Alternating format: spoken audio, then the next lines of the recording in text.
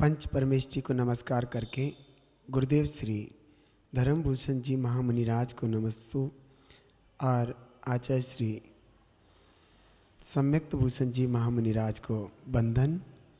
चलते हैं अब छंद छठवा आलोचना पाठ का छठवा छंद, उसको अच्छे से देखते हैं, उसका भाव समझने की कोशिश करते हैं।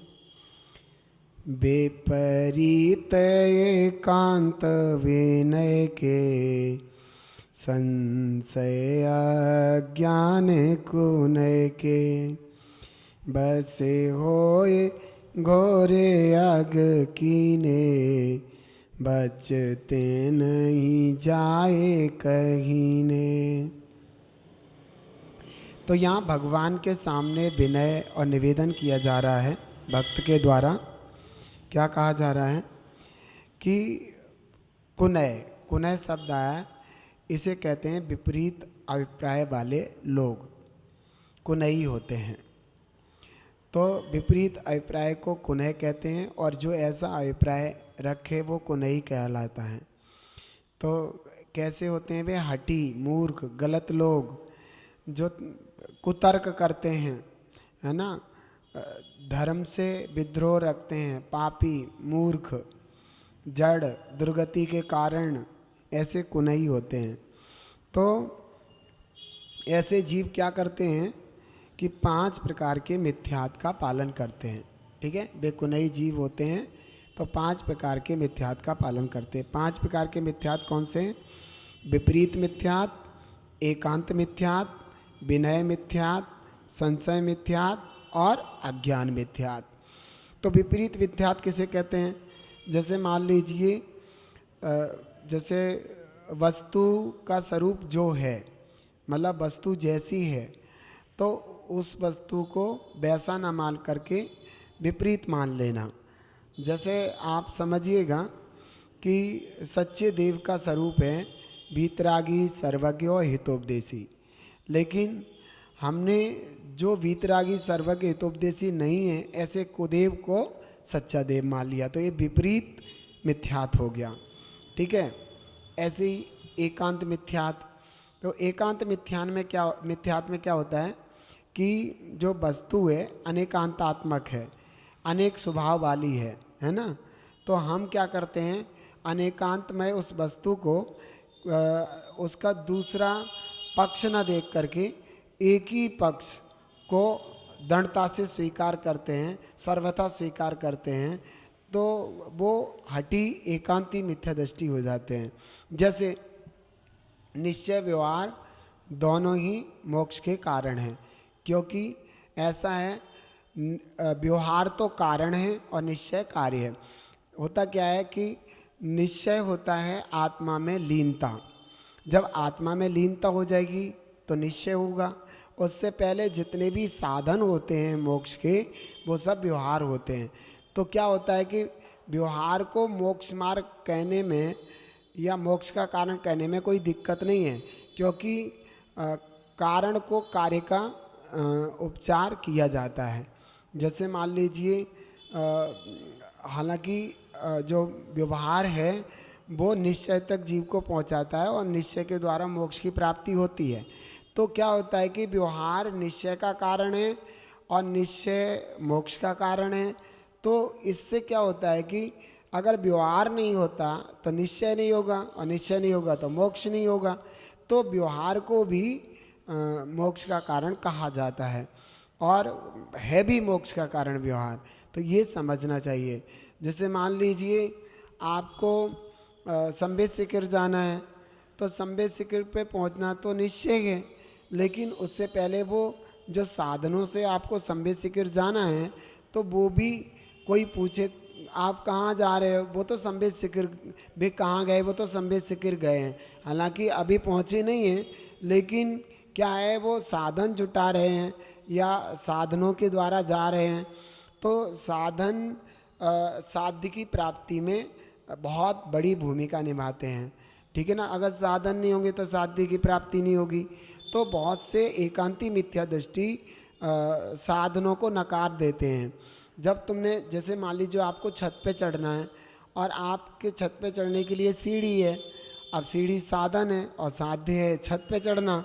तो क्या करते हैं कि अगर आप सीढ़ी को ही नकार दोगे, जब तक आप छत पे नहीं पहुंचते तब तक छत पे पहुंचने का मूल साधन कारण सीढ़ी है, उसके बिना नहीं पहुंच सकते। तो वहाँ पर आपके लिए साधन कार्यकारी हैं, क्योंकि अगर साधनों को नहीं अपनाओगे तो छत पर भी नहीं पहुंचोगे। तो व्यवहार को बिल्कुल नकार देना या व्यवहार को कुछ भी नहीं है ऐसा कह कर के छोड़ देना, ये मूढ़ मिथ्या दृष्टियों के कार्य होते हैं, क्योंकि व्यवहार निश्चय का कारण होता है। बहुत से कहते हैं कि व्यवहार निश्चय का कारण नहीं है, तो वो महाघोर मिथ्या दृष्टि है, क्योंकि व्यवहार के बिना निश्चय की प्राप्ति कदापि नहीं हो सकती है। तो ऐसा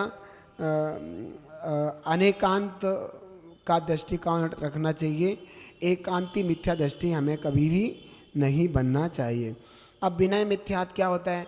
विनय मिथ्यात्व में इस जीव का क्या होता है कि यह जीव विनय मिथ्यात्व में यूँ सोचता है कि हमारे लिए तो सारे देव सब विनय के योग्य हैं, हमारा क्या फ़र्क पड़ता है, उसकी भी पूजा कर लूँ, उसकी भी आराधना कर लूँ, क्या पता मेरा कार्य किससे सिद्ध हो जाए। ऐसा अज्ञानी मिथ्या दृष्टि ये नहीं जानता है कि हमारे कार्य की सफलता में कौन कारण है, कौन बिना कारण है, कौन हमारे में सहयोगी हो सकते हैं, कौन सहयोगी नहीं हो सकते। ऐसा ना जान करके जहाँ तक कि घोड़े कुत्ते सबको पूछ लेते हैं। एक कुकर मंदिर भी है, एक बुलेट मंदिर भी है। आप देख लो, कुत्ते भी पूज रहे हैं, बुलेट भी पूज रही है।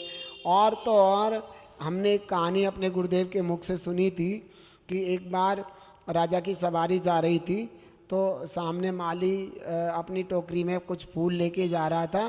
तो माली ने देखा कि यहाँ तो कुत्ते की विष्ठा पड़ी हुई है और राजा की सवारी निकलेगी तो अच्छी बात नहीं है। तो माली ने अपने टोकरी के फूल वहाँ पर डाल दिए जिससे कि कुत्ते की विष्ठा दिखे ना। तो वो राजा की सवारी निकल गई। अब राजा की सवारी निकलने के बाद लोग ये सोचने गए राजा ने यहाँ फूल चढ़ाए हैं, सवारी निकल के गई है, तो सब लोग फूल चढ़ाने लगे हैं, बहुत बड़े देवता निकले हैं यहाँ पर। तो ये इस तरीके की अज्ञानी जीव है ना, विनय मिथ्यात्व का वो पोषण करता रहता है। और कोई दुनिया के एक देव कुदेव कुछ नहीं छोड़ता, सबके पैरों पड़ता रहता है, सबको हाथ जोड़ता रहता है, सबको अपने हित का कारण मानता है। ये नहीं जानता कि कौन दुर्गति का कारण है, कौन सदगति का कारण। ऐसे विनयी मिथ्या दृष्टि होते हैं। ठीक है। फिर संशय मिथ्या दृष्टि। संशय मिथ्या दृष्टि, उनके मन में संशय पड़ी रहती है, पता नहीं जैन धर्म हमारे लिए अच्छा है या अन्य धर्म अच्छा है, पता नहीं मैं तो इतने दिन से जैन धर्म मान रहा हूँ, मेरा कुछ लाभ नहीं हुआ है, इसलिए लोग और चीज़ों को मान रहे हैं, क्या पता मेरा उनके मानने से ऐसा हो जाए।